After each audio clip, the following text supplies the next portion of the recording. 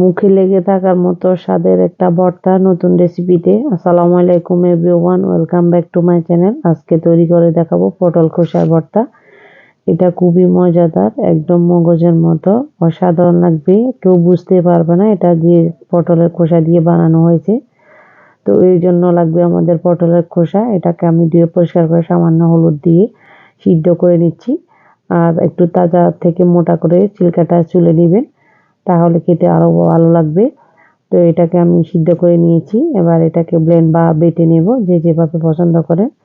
তো একটা প্যানে আমি দিয়ে দিচ্ছি তেল, তার মধ্যে দিচ্ছি শুকনো মরিচ 3টা, আর দিয়ে দিচ্ছি 1 চা চামচ জিরা।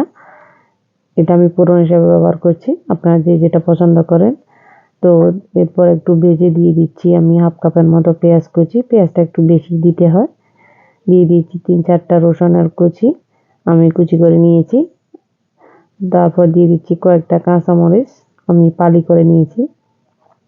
এবারে সবগুলো একত্রে মিশিয়ে আমি কিছুক্ষণ ভেজে নেব, এর কালারটা চেঞ্জ হওয়ার পর্যন্ত। এরপর আমি শুকনো উপকরণগুলো এবার মিশাতে থাকবো। দিয়ে দিচ্ছি স্বাদ মতো লবণ। এই সাধারণ বেসিক মশলাগুলো জিরা গুঁড়া, হলুদের গুঁড়া, মরিচের গুঁড়া। হলুদটা তবে খুবই কম দিবেন, কারণ এটার গ্রিন কালারটা ভালো থাকার জন্য। দিয়ে দিচ্ছি আদা রসুন পেস্ট 1 চা চামচ। এবার সবগুলো উপকরণ ভালো করে মিশিয়ে নিচ্ছি। খুব সিম্পল ভাবে এই রান্নাটি হয়। তো সামান্য একটু পানি দিয়ে ভালো করে কষিয়ে নিচ্ছি। তো কষিয়ে নিয়ে আমি আরো কিছুটা সিদ্ধ হয়ে এবার উপরের তেলটা বেশি আসলে এবার দিয়ে দিব আমি যে পটল খোসাটা বেটে নিয়েছিলাম। দেখুন কালারটা খুব সুন্দর এসছে। তো এবার এটাকে মিহি করে বাটতে হবে। আমি ব্লেন্ডার দিলে পানিটা বেশি আসে।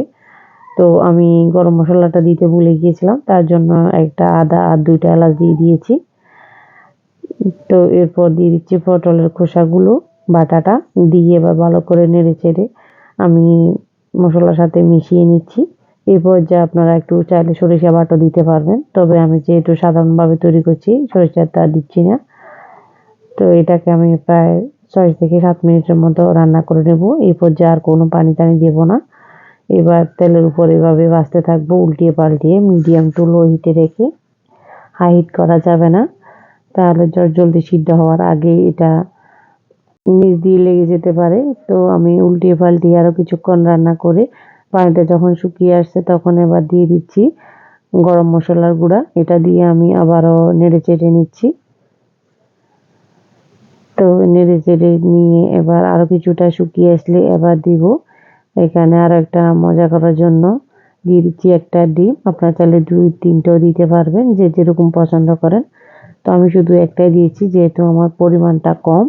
এখানে প্রায় হাফ কেজি থেকে একটু বেশি হবে পটলের খোসা। তো এরপর আমি এই ডিমটা দিয়েও ভালো করে নেড়েচেড়ে মিশিয়ে নিচ্ছি। বোঝা যাবে না এটা ডিম না মগজ বা পটলের খোসা ভর্তা, কেউ বুঝতে পারবে না। তারপর শেষ পর্যায়ে আমি দিয়ে দিচ্ছি হাফ চা চামচ চিনি, যেহেতু আমার রান্নাটা প্রায় হয়ে আসছে।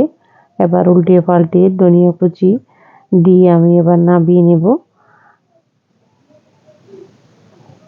তো এবার উল্টে পাল্টে রান্না করা হয়ে গেছে। এবার আমার পটলের খোসা ভর্তা রেডি।